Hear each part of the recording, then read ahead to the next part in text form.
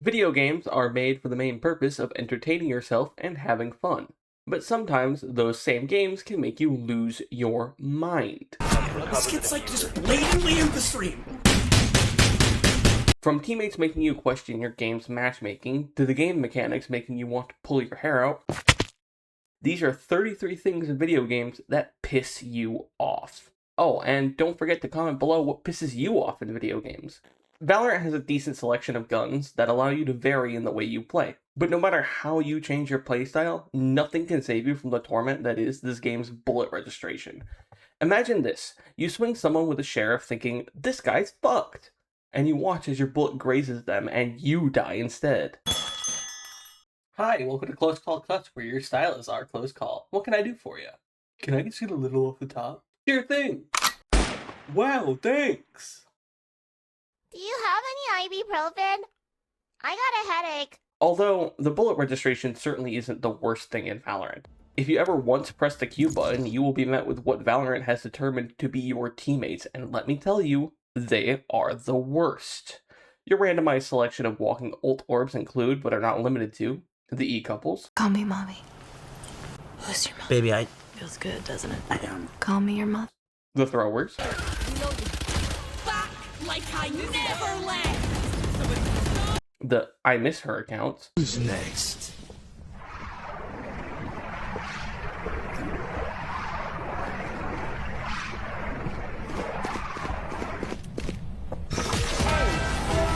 The give me skins players. And all got sheriff skin. Blah, blah. Sheriff skin. And much, much more. Need healing. Need healing. Bomb buddy out. Need healing. They will have you questioning your decision of installing Valorant in no time. Let me paint a picture for you. You decide to lock Breach for your comp game on Bind. You hear a step in showers and think, oh, free kill. You throw a flash and prepare to swing and get insta-tapped. Okay, next round you are holding Garden and hear another opponent. You decide to stun the opponent and it's a direct hit. You change up the way you peek to avoid insta-tap. While stunned? Utility is great, but nothing makes me want to jump more than an opponent having literally any debuff and still absolutely shitting on me. Anyone who has ever played Geometry Dash knows that this game can get frustrating. Spending countless attempts on one level to die over and over again makes one lose their mind. But it becomes absolutely infuriating when that death is at 99%. All that hard work just to die at the last moment? A valid reason to throw your PC in the dumpster. I initially was going to berate RobTop for the addition of mirror portals, but I think an even worse crime is using them in a level and thinking, yeah, this is fun. In 2.2, you can flip the screen all over the place to do 360s and make a level so visually oversaturated with movements the general consensus of the level is ugh. But even that does not compare to using a mirror portal in a level. The transition and the flip is slow enough to where gameplay will continue and not give two flying fucks about how you think or feel. The mirror portals will bend you over the coffee table. Raw. God, I hate the mirror portals. You know what? Maybe I was being too harsh to mirror portals. Sure, they are abhorrent, but my opinion shifted when I decided to play map packs. I have to wonder if any thought was put behind making these. The gimmick is simple. Play 3 levels and earn a coin for completing all of them. The further along you go, the harder the map packs. But here's the thing. The levels chosen are god-awful. Seriously, I want what RobTop was smoking when he put this in. And more than 90% of the levels are like this. Memory gameplay and even worse, buggy gameplay. Some jumps don't even work. Robert, Yeah. it's pissing me off. I think most people will agree that experiencing Minecraft is better with others. Who doesn't want a few friends to make questionable memories within block game? Well, you think that until you step into your new base you spent hours on and hear the lovely sound of TNT. Your only thought in that moment being, why me? Before everything vanishes in an instant.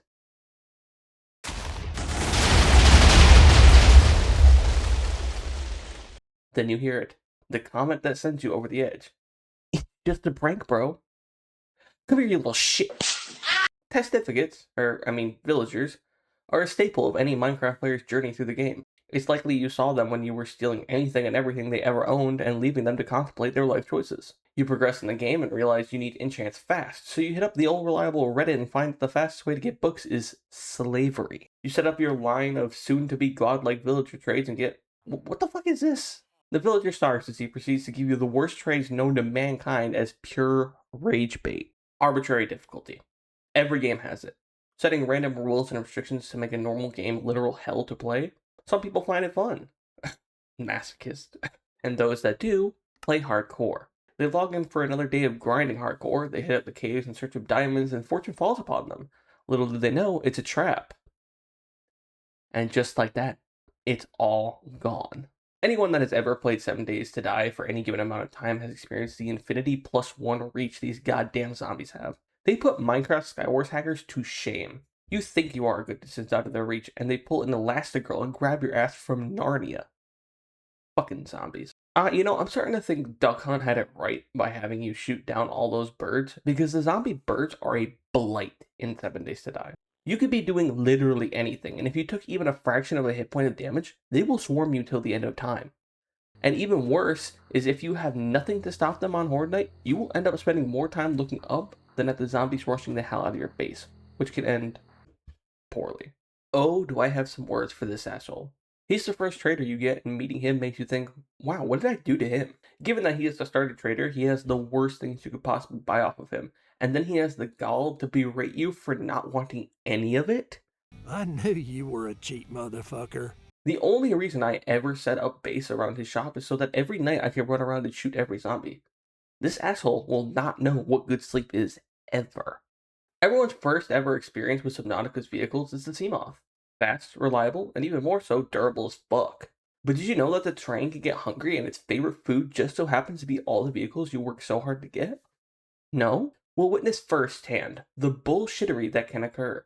And don't even get me started on the Cyclops. This big bitch was just made to get stuck in the terrain. Cave sulfur is an essential component to many early items in Subnautica, like the repair tool or the laser cutter. However, collecting it can be annoying since it's guarded by little shits known as crash fish. These fuckers will charge at you at Mach fuck and explode, and oh, would you look at that, my health did a Houdini and disappeared. If you go out to search the many biomes of Subnautica, you will occasionally stumble upon fragments that you must scan in order to get new crafting recipes. You look into new areas and find the same fragments. Okay, then you look into another new biome and oh, come the fuck on. I can't be the only one who gets annoyed by this, right? This fun and cute game tends to be very relaxing, but where there is enjoyment, there will always be something to frustrate you. And this comes in the form of the tar. These annoying blobs spread like wildfire, and if you aren't careful, they can take your entire slime collection. All it takes is one misplaced plort. Yikes. Plorts.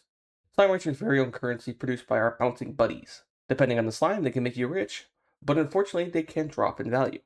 It can get especially annoying when the one that drops in value is the only one really making you wealthy.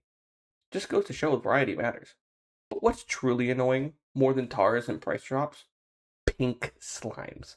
They disguise their demon nature with their cute and cuddly look, but don't be fooled. These guys are monsters. If there is something to eat, you best believe they will be there. Your crops aren't safe. Anything and everything you grow will be devoured by these horrifying beasts, leaving you with nothing. Truly a horror beyond our comprehension.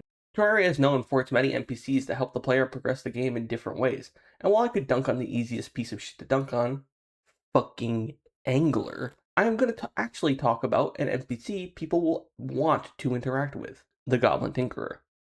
I don't know what it is, but every time I click the Reforge button, I find a piece of my soul breaks off, and I would like nothing more than to drown him in honey. The dungeon is Terraria's own version of hell. Yes, I am aware of the actual hell the game has. I say this because it seems that no matter what you do in the dungeon, everything that can hit you will hit you. But what makes the dungeon really frustrating is actually getting into it. See, if you decide to waltz into the dungeon upon starting a world, you'll get jump scared by a giant flying skull that erases you off the face of the planet upon contact. It kind of feels like this. Whoa, Rick! Okay, what was that? Death. What kind? Instant. There was no sound, he just died. Alright, Redigit. We need to talk about your decision of making hard mode a thing. The player has to suffer through pre-hard mode and endure hardships that will make them want to uninstall the game. Then, they kill the wall of flesh and think, yes, it can't get any worse than this. How do we tell him? Terraria says, hey, you're having too much fun and we can't have that. And force feeds every goddamn creature with fucking steroids. And if that's not bad, if you see any of these show up, you might as well just pick a god and start praying.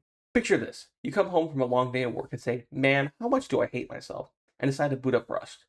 You wait for the game to load and press the button to wake up and, hey, is that a turret? Yeah, just spawning in is enough to get you killed. If that isn't enough to make you rage, then you were just built different. Let's assume you do get past the hell that is spawning in and make yourself a base. Lock it up and go, hell yeah, nothing will happen to this base. And you know what? Let's say by some miracle of luck you don't get raided, but still come in to find your base fucking gone, and are confused until you realize you made the mistake of not restocking your tool cupboard and are now back to dying at the beach. Congratulations. You just lost your base and are devastated, but decide that it's fine and go to build your loot back up. You find some junk piles and get some amazing loot, and all of a sudden you get shot. You think it's another player and flee, but oh no, boy, this shit got aimbot. You die, and there it is, the straw that broke the camel's back. You quit the game before your monitor learns how to fly. One of the many things Siege is known for is its wide variety of operators, all with their own unique gadgets, weapons, and... Wait, is that a fucking shield? Yep. Operators like Blitz and Fuse have shields that, when paired with someone with some level of competence, can make your games a living nightmare. There is nothing more annoying than dying to someone protecting one of their teammates with a shield. Makes you wonder what you could have done. Alright, this one has me mauling every time it happens. So the starting phase of Siege has you drone for info such as where the bomb sites are, what ops the opponents are using, etc, etc. But for some reason everyone and their mother prefers scrolling TikTok instead of using drones. And then they will be like, oh, I was just saving drone. Okay, then first off, calm that, because now we have 4 saved drones, and know fuck all about the enemy's defenses. God damn it. This next one is similar to the drones because much like them, it appears the attention span of people nowadays is so piss poor that if they die even once, it's back on TikTok. Oh, that mechanic where the game lets you skim the cameras to give callouts to your team? Nah, who needs that, am I right? Are we here to win, or are we here to doom scroll? Ah, Pokemon. Who doesn't enjoy this game from time to time? You collect friendly little creatures with the power of, oh sweet holy Jesus, is that God? Wait, Satan? You put these deities up against each other in combat to the death. I mean, till they faint, and these battles happen through the use of several moves. You can only have a set of 4 moves on one mod, but trust me, 4 is plenty. Some of these moves can cause status effects such as paralysis or poison, and they can be annoying on their own, but imagine this. Your mod gets paralyzed, and you go, no big deal, I'll just use a paralysis heal. And then it happens back-to-back paralysis, and the cycle just doesn't end. RNG in Pokemon truly finds a way to make people's lives miserable. Speaking of moves, did you know that there are moves that can OHKO? Yep. The biggest drawback of these moves is that they have incredibly low hit percentages. Examples being Guillotine and Sheer Cold. But remember, if RNG can fuck you, by God it will. Raw. And you watch as your cute little Pichu gets to relive the Ice Age with a Sheer Cold that decided it was Pichu's time to go. You know, a common theme with these seems to be RNG. It's almost like randomness in video games is never a good idea. Anyways, if you play Pokemon for long enough, it is likely you have encountered a shiny. These rare Pokemon have a unique property of being a different color. Oh, I thought there would be more. But sometimes catching them can prove to be a challenge, especially when a specific shiny decides that you aren't worthy of his presence and fucks right off. Oh hey, is that a flying desktop? Don't we all love a good horror game from time to time? In this one, the premise is simple. Determine whether or not the person that knocked on your door is sus. They can either be normal or be a visitor, which is essentially just a murderous copycat of a normal human. Some of them are predetermined to be humans, while others are guaranteed visitors. Some, however, are random, and when you use the signs the games give you and determine someone to be safe and watch your house go empty for the next day, well, it can definitely make you very annoyed. Tall, lanky, creepy. Must I say more about this particular visitor? The gimmick with him is he rolls up to your house thinking he is hot shit, talks cryptic, and if he determines that your house is too empty for his taste, he decides to test the durability of your door, which it does not hold up to. That door is fucking foam at best and gives you what I can only assume is somebody's wet dream as your character is picked up and choked out. Why is he annoying? Because he exists for the sole purpose of rage baiting you, and trust me, it fucking works. Where do I even begin with these guys? I mean, seriously, they show up and say, hey, you got a lot of people here, and they could be visitors. Let us take them off your hands. And you know, it seems innocent enough, but I assure you, those people will never see the light of day again. The worst part is they help the Pale Man. All I can imagine is the Pale Man and Fema dapping each other up as they make the lives of players infinitely more annoying. Huh, you know what? Getting all of that off my chest feels so much better. I don't think I'm annoyed at video games anymore. I think it's time to try a new game out. Let's see here. Ah, what's this? Sekiro Shadows Die Twice? This shouldn't be too bad. God fucking damn it! Ah!